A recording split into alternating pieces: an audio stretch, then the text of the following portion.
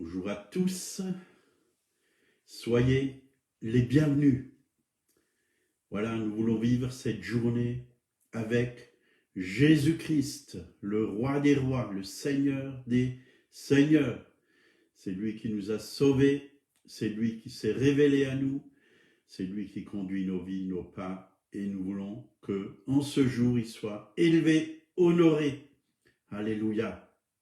Voilà, vous pouvez mettre un commentaire, que je puisse vous saluer. Bonjour Bernard, sois bienvenu, toi et ta famille, et que pour toi, ça soit une bonne journée de victoire, une journée de réussite dans tous les domaines, dans ton métier aussi. Alléluia. Bonjour Michel, bonjour Hervé, soyez les bienvenus, que ce jour puisse vous communiquer encore la grâce de Dieu. Il vous aime et il conduit vos pas. Alléluia, alléluia. Voilà, vous êtes au trésor du ciel. Dieu est encore plein de sagesse, de richesse. Il est plein d'intelligence. Il ne change pas. Il est encore merveilleux. Il est puissant, il est grand.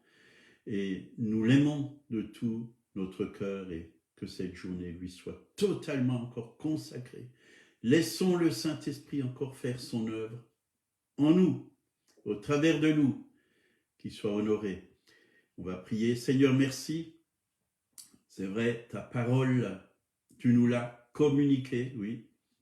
Et chaque jour, nous voulons la lire, nous voulons la proclamer autour de nous, Seigneur. Oui, nous voulons vivre de ta parole, parce que tu l'as dit toi-même. L'homme ne vivra pas de pain seulement, mais de toute parole qui sortira de la bouche de Dieu. Donne-nous des oreilles pour entendre ta voix, ta parole, Seigneur, et que en ce jour, Seigneur, nous soyons fortifiés par toi, guidés par le Saint-Esprit, et que nous puissions te révéler au monde, oui, à ceux qui sont encore dans les ténèbres, qui puissent te connaître, toi le seul et vrai Dieu. Au nom de Jésus, Amen. Bonjour Delphine, sois la bienvenue, et tous ceux qui vont venir. Voilà, ce matin on va parler du potier. Et c'est beau de voir comment les potiers travaillent. Et j'étais plusieurs fois dans des poteries où on travaille vraiment la terre glaise, et j'ai vu le potier à l'œuvre faire des merveilles.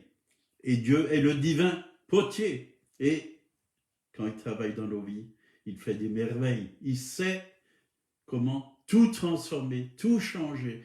Il sait, oui, nous donner la forme dont nous avons besoin pour que nous puissions l'honorer et le glorifier et être à son image et à sa ressemblance. Alors on va prendre Jérémie, chapitre 18, le verset 1 à 6.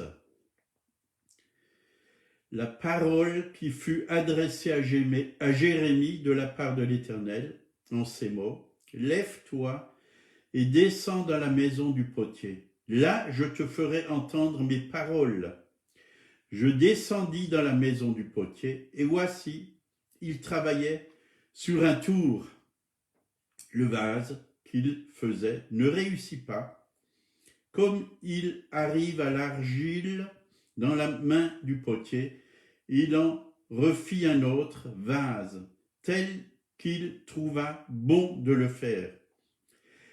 Et la parole de l'Éternel me fut adressée en ces mots: ne puis-je pas agir envers vous comme ce potier, maison d'Israël, dit l'Éternel? Voici comme l'argile est dans la main du potier, ainsi vous êtes dans ma main, maison d'Israël. Voilà, nous sommes dans la main de Dieu. Nous ne nous appartenons plus à nous-mêmes. Nous lui appartenons, esprit, âme et corps. Il nous a rachetés par son sang précieux. Oui. Et nous voulons nous abandonner totalement à lui. Et quand on s'abandonne à lui, ben, il peut faire quelque chose au travers de nous et en nous.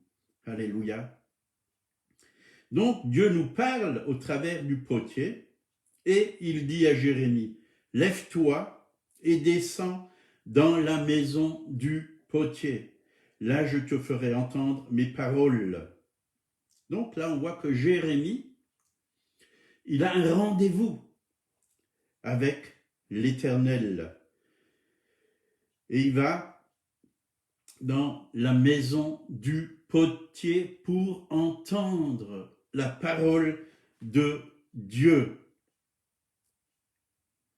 Donc, je te ferai entendre mes paroles. Et c'est vrai que, en regardant quelqu'un, Jérémie regardait le potier travailler et le Saint-Esprit lui parlait. Le Seigneur lui parlait. L'Éternel lui parlait. Et parfois, Dieu place des gens devant nous, on les regarde vivre, on les regarde faire, et le Saint-Esprit nous parle à leur sujet. Combien de fois ça m'est arrivé, le Saint-Esprit me donnait une parole pour quelqu'un. Bien sûr, pour l'encourager, c'était bien souvent pour l'encourager, mais parfois aussi pour peut-être la remettre un peu sur la voie du Seigneur. C'est pas moi qui la mettais sur la voie du Seigneur, mais c'est le Saint-Esprit qui m'utilisait pour la remettre sur la voie du Seigneur. Dieu corrige. Le mot châtier veut dire corriger, celui qui l'aime. Dieu nous aime et il ne veut pas qu'on puisse s'égarer. Quand une brebis s'égare, le bon berger, il la remet sur le bon chemin. Et on a besoin d'être remis sur le bon chemin. Que ça soit moi, que ça soit vous, on a tous besoin d'être remis sur le bon chemin. Dieu châtie celui qu'il aime. C'est-à-dire, Dieu nous reprend, Dieu nous corrige, parce qu'il nous aime. Et vous, qui aimez vos enfants, mari, femme, vous les corrigez. On a besoin d'être corrigé. Mais on a surtout besoin d'écouter le Saint-Esprit et faire ce que le Saint-Esprit nous montre de faire. Mes brebis entendent ma voix. C'est ce que Jésus a dit. Verset 3, je descendis dans la maison du potier, et voici, il travaillait sur un tour. Donc là, on voit que le potier est au travail. Au travail. Et nous aussi, on est là pour être au travail. Mais on ne travaille pas pour le Seigneur. On laisse le Seigneur travailler au travers de nous.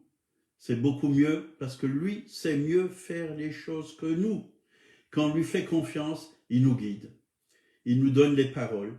Il nous donne la sagesse, la connaissance dont nous avons besoin pour bien faire les choses. Voyez ?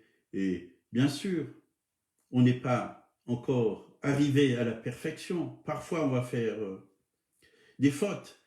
Mais c'est comme ça qu'on apprend. Et ce n'est pas parce qu'on a fait une faute que, voilà, on doit se culpabiliser. On apprend, on est là pour apprendre. Et une faute, oui, dans une erreur, quand il y a une erreur, quand il y a une faute, on doit toujours chercher, oui, la solution. Oui. Il y a toujours dans une erreur la semence de la solution. Dans un problème, oui, il y a toujours la semence de la solution. Et c'est ça qu'il faut trouver dans les difficultés, dans les problèmes. Donc le vase qu'il faisait ne réussit pas, verset 4, comme il arrive à l'argile dans la main du potier, il en refit un autre vase, tel qu'il trouva bon de le faire. Donc nous, on est comparé, l'homme, ou la femme, bien sûr, on est comparé à des vases de terre. D'ailleurs, dans l'épître aux Corinthiens, 2 Corinthiens 4, verset 7, là il nous est dit, nous portons ce trésor dans des vases de terre, afin que cette grande puissance soit attribué à Dieu et non pas à nous. Vous voyez, un vase, c'est quelque chose de fragile.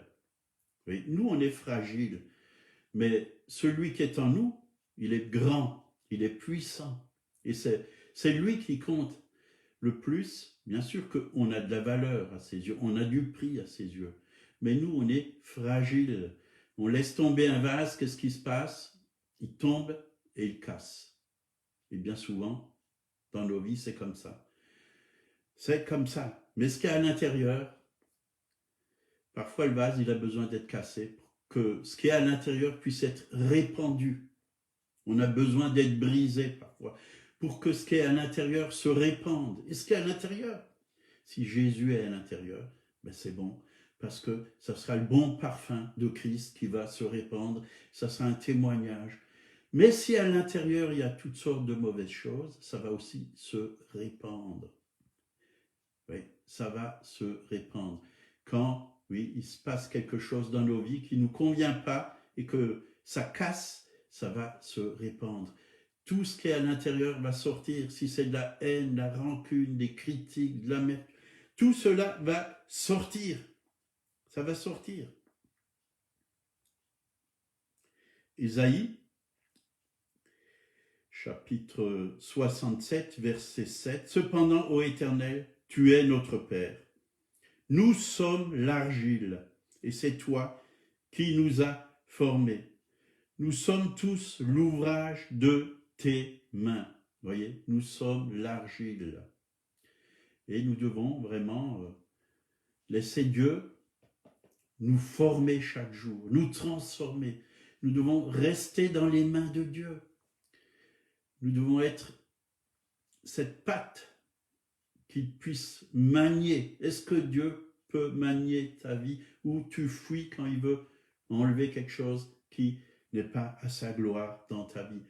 Est-ce que tu fuis? Laissons Dieu faire en nous le travail qu'il veut faire. Et tout ce qu'il fait, il le fait parfaitement, parce que Dieu est parfait. Et tout ce que Dieu fait, il ne fait que de bonnes choses. Dieu est bon, il aime ses enfants, et il veut les rendre beaux, il veut les rendre semblables à son Fils Jésus, parce que nous avons été créés à son image et à sa ressemblance. Job a dit, dans son livre de Job, chapitre 10, verset 8, « Tes mains m'ont formé, elles m'ont fait tout entier, et tu me détruirais? Souviens-toi que tu m'as façonné comme de l'argile. Voudrais-tu de nouveau me réduire en poussière? » Vous voyez, parfois, il faut que le Seigneur, il reprenne ce vase et qu'il transforme tout. Qu'il transforme tout. Et parfois, on a vraiment besoin que le vase casse et que notre vie, vraiment, ça casse parce que ça ne va plus. Il y a quelque chose qui ne va pas. Dieu veut mieux. Dieu veut nous refaire. Dieu veut nous transformer. Dieu veut changer nos vies parce que ce vase ne lui plaît plus, mais il veut vraiment faire mieux. Il veut faire un nouveau vase parce que le contenu peut-être n'est pas assez bon et il veut mettre mieux à l'intérieur de ce vase. Il veut mettre mieux. Mais je crois que Dieu a toujours mieux pour nous. Il a mieux pour nous. Et nous devons laisser vraiment le Saint-Esprit nous donner ce mieux. Il veut nous conduire de gloire en gloire et de victoire. Il veut nous faire aller de victoire en victoire. Mais pour cela, il faut que nous soyons formés et transformés par le Seigneur. Et lui seul peut le faire. Nous sommes, on le chante, l'armée de Dieu, mais nous avons un capitaine et Jésus est le chef de l'armée. Et c'est lui qui dirige nos vies. Et parfois, voilà, il veut, on n'est plus à la bonne place et il veut nous mettre à une autre place. Et alors il faut qu'il refasse le vase. Il faut qu'il refasse le vase. Genèse 2, verset 7. L'Éternel, Dieu, forma l'homme de la poussière de la terre et souffla dans ses narines un souffle de vie, et l'homme devint un être vivant. Voyez, c'est le Seigneur qui a commencé à nous former, oui. Le premier homme, il a été formé par les mains de Dieu. Il a pris de la poussière de la terre avec de l'eau et il a formé cet être humain. Et cet être humain, il était là, mais il n'y avait pas de vie. Mais quand il a soufflé dans les narines, oui, d'Adam, la vie est venue. La vie est venue. L'image de Dieu était là. L'homme a été créé à l'image et à la ressemblance de Dieu. Et c'est cela que Dieu veut, que nous puissions lui ressembler, que nous puissions vraiment être cette lumière du monde, ce sel de la terre, oui, et que beaucoup soient, au travers de nous, éclairés et reçoivent une bonne saveur, oui, du bon goût à la vie. Et on peut apporter vraiment une bonne atmosphère autour de nous. D'ailleurs, l'atmosphère du ciel, c'est ce que Dieu veut, qu'on apporte l'atmosphère du ciel, parce que, voilà, Jésus a dit lui-même que ta volonté soit faite sur la terre comme elle est faite au ciel. Mais pour que nous puissions apporter l'atmosphère du ciel, il faut qu'on aille là-haut, dans la présence de Dieu, qu'on cherche sa face, qu'on le loue, qu'on l'adore, qu'on reçoive sa parole, qu'on écoute sa parole, qu'on mette sa parole en pratique, et l'atmosphère du ciel va être répandue sur la terre. Donc Dieu est le divin potier. Il nous a donné la vie, hein. Il nous a pris de la poussière, il nous a formés, oui, avec ses mains, c'est-à-dire qu'il nous aimait tellement, oui, parce que quand il a créé toutes choses, il les a créées par sa parole. Mais là, il a pris ses mains, voyez, il nous a pris dans ses mains. Il est vraiment le divin potier. Et c'est vraiment à partir du moment où il a soufflé, oui, dans les narines, qu'on a eu la vie. Et ça, c'est la vraie vie. Quand le Saint-Esprit est venu dans nos vies, le souffle de Dieu, nous avons reçu la vie de Dieu. Et cette vie, on peut vraiment, oui, la communiquer autour de nous, parce que nous avons vraiment la parole de vie à apporter à ceux qui n'ont pas la vie.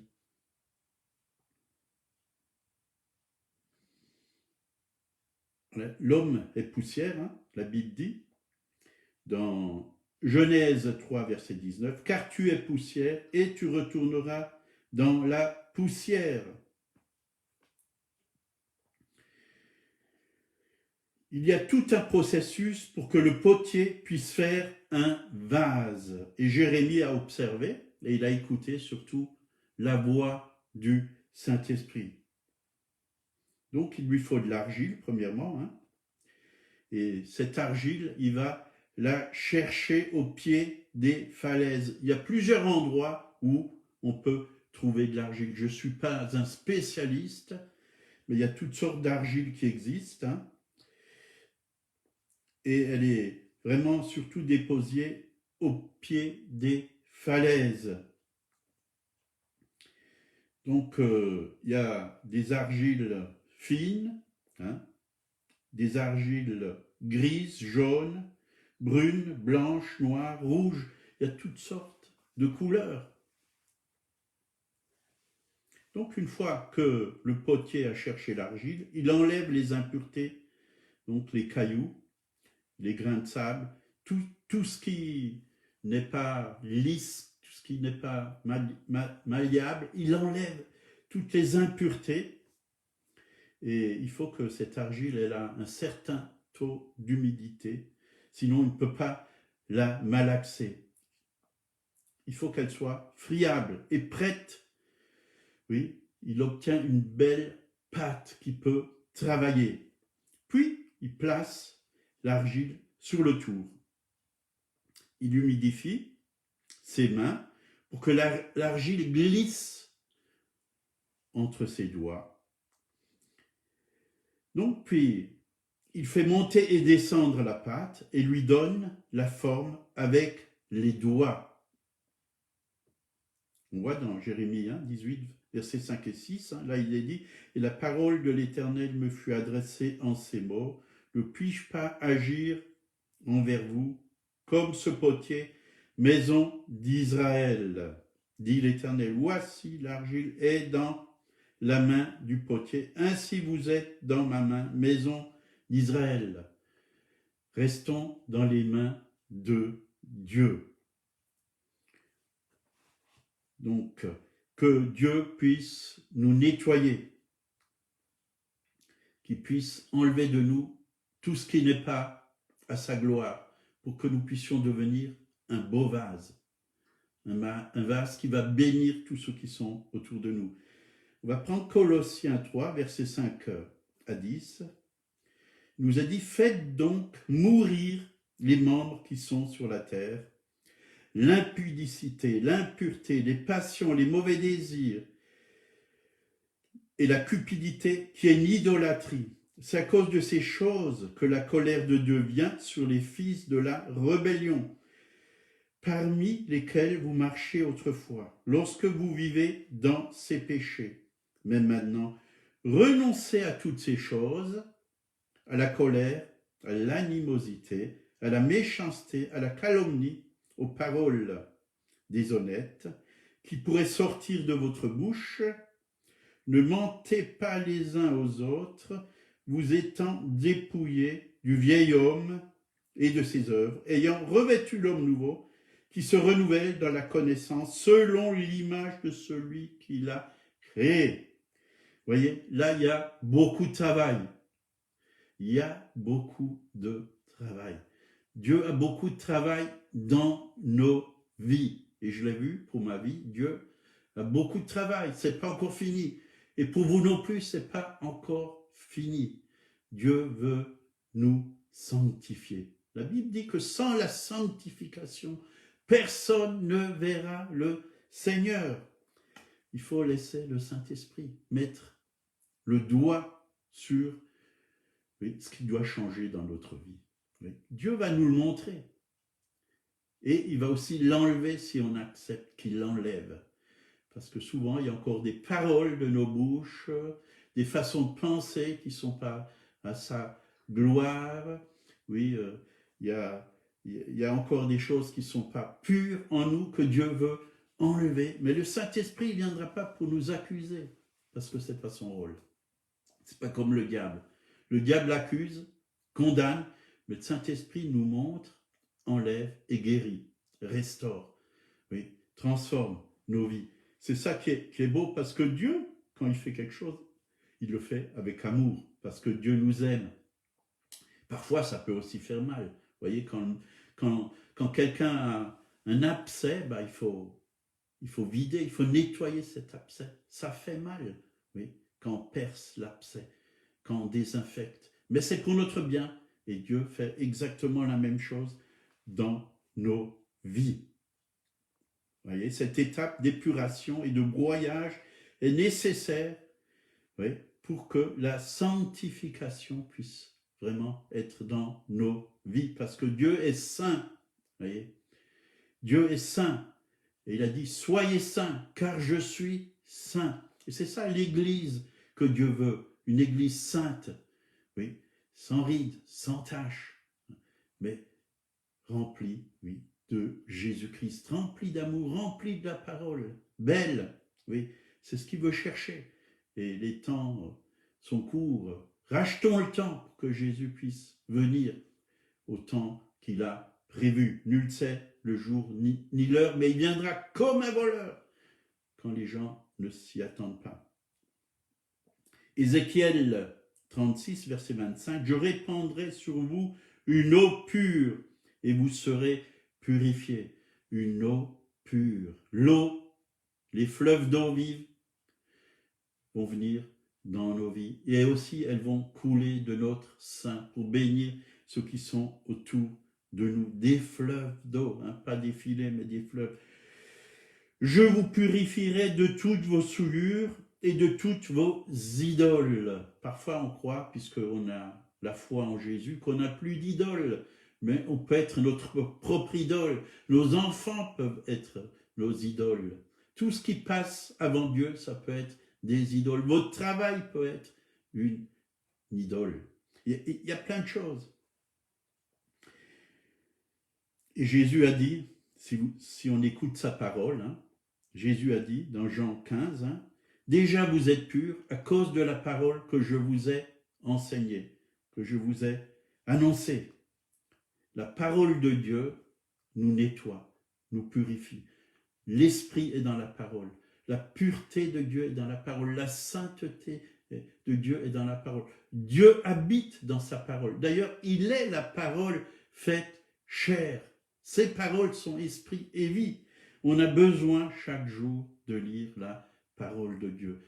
Parce que notre intelligence va être renouvelée par la parole de Dieu. Nous recevons par la parole de Dieu la pensée de Dieu. Et nous allons marcher avec la pensée de Dieu. Nous avons besoin de lire la parole de Dieu. Parfois, j'entends des personnes qui me disent « Oh, moi, j'aime pas lire.